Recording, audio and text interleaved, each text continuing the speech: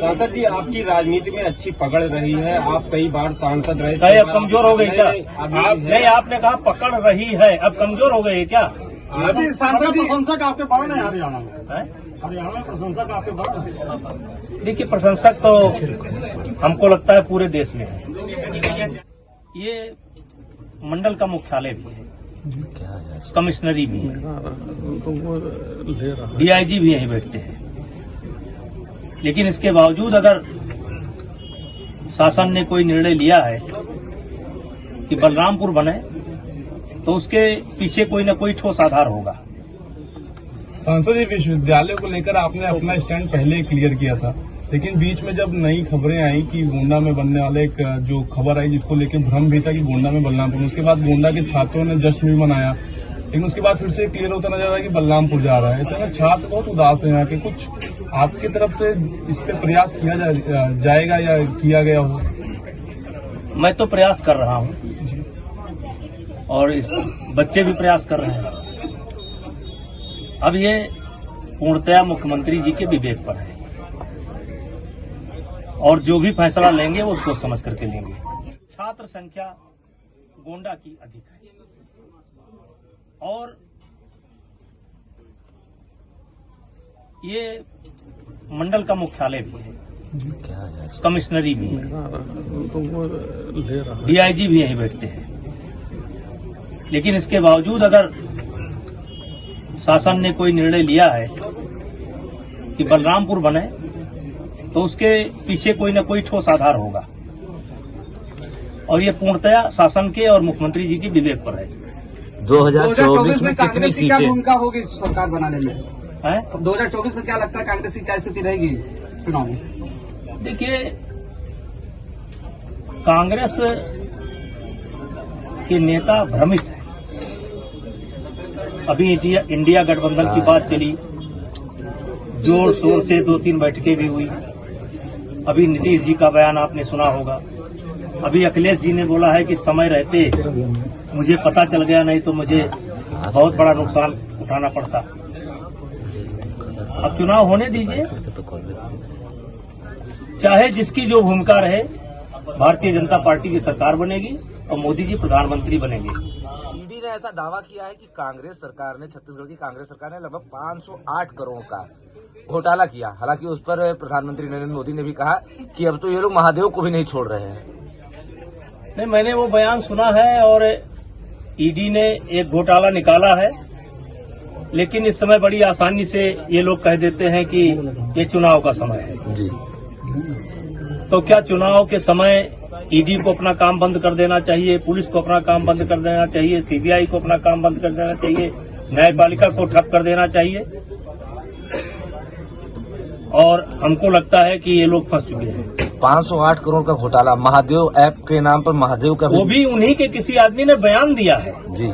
किसी के पास कुछ पैसा बरामद हुआ है, उसने बयान दिया, उन्हीं के आदमी ने बयान दिया है कि ये पैसा मैंने जो है मुख्यमंत्री जी को पहुंचाया है। सांसद जी, आपकी राजनीति में अच्छी पकड़ रही है, आप कई बार सांसद रहे। अब कमजोर हो गई क्या? नहीं, आपने कहा पकड़ रही है, अब कमजोर हो गई क्या? आपकी पकड़ काफी अच्छी है। आपकी तमाम वीडियो वायरल होते हैं कि दबदबा तो है। ऐसे में हम ये जानना चाहेंगे कि इस बार अगर आप चुनाव जीत के आते तो कैबिनेट में भी आपका दबदबा होने वाला, मंत्री पद मिल रहा है। देखिए, चाह नहीं मैं सुरबाला के गहनों में घुसा, मैं अपने देवी पाटन मंडल की सेवा करता रहूं। जो कुछ भी संभव है, मेरा नारा है स्वस्थ देवी पाटन मंडल, साक्षर देवी पाटन मंडल, हरा भरा देवी पाटन मंडल। इस कार्यक्रम से पूर्णतया संतुष्ट हूं, मुझे कोई चाह नहीं है। देखिए, हमारे नेता अमित शाह जी का बयान आया है कि हम जातिगत जनगणना कराएंगे और उस पर कोई आपत्ति नहीं है। सांसद जी, जैसे कि चुनाव नजदीक आ रहा है 2024 का, और ऐसे में विपक्ष के जो पार्टी वाले हैं, समाजवादी पार्टी के कई सारे कैंडिडेट कह रहे हैं कि हम आपके सामने चुनाव लड़ेंगे। कैसा होने वाला है? क्योंकि पूर्व मंत्री पंडित सिंह के भी परिवार वाले भी अपना ताल ठोक रहे हैं। देखिए, लोकसभा का चुनाव कोई न कोई तो लड़ेगा, ऐसा तो है नहीं कि निर्विरोध हो जाए। पिछली बार भी हमारे देवी पाटन मंडल से कोई नहीं मिला था, तो कोई साहब जी आकर के आजमगढ़ से लड़े थे और कोई भी हो उसको लड़ने का हक है, लड़ें, अपने आप को आजमावें। मेरा प्रिय क्षेत्र कैसरगंज है और मुझे पूरी उम्मीद है कि पार्टी मुझको कैसरगंज से ही लड़ाएगी। सांसद जी प्रशंसक आपके बढ़ है हरियाणा में। हैं? हरियाणा में प्रशंसक आपके बढ़। देखिए, प्रशंसक तो हमको लगता है पूरे देश में है। सांसद जी होता है कि जब बार बार आप किसी बड़े सवाल, जनता के लिए आप बड़े सवाल उठाते हैं, चाहे बाबा रामदेव के प्रोडक्ट हो या बाढ़ में अपने ही सरकार की व्यवस्थाओं पर हो, तो आपकी मुश्किलें बढ़ जाती हैं। इस बार आपने बैंकों की मनमानी पर भी सवाल उठाया है, ऐसा क्यों होता है? क्या गलत है? क्या बैंक का मेरा सवाल कितना सही है, कितना गलत है? जो पोस्ट डाल रहे हैं पूरे प्रदेश के लोग, पूरे देश के लोग, और वो किस तरीके से पोस्टमार्टम करके कहां किस स्तर पर क्या क्या देना पड़ता है, और पूरे जो पोस्ट आ रहे हैं वो सब मेरे रिश्तेदार नहीं है, लेकिन एक भी पोस्ट अभी तक उसके खिलाफ नहीं गई है। और देखिए, मेरा काम है सत्य बात को उठाना। सत्य बात जो हम देखेंगे हम उसको उठाएंगे, और इसीलिए समय समय पर हम उठाते भी रहते हैं।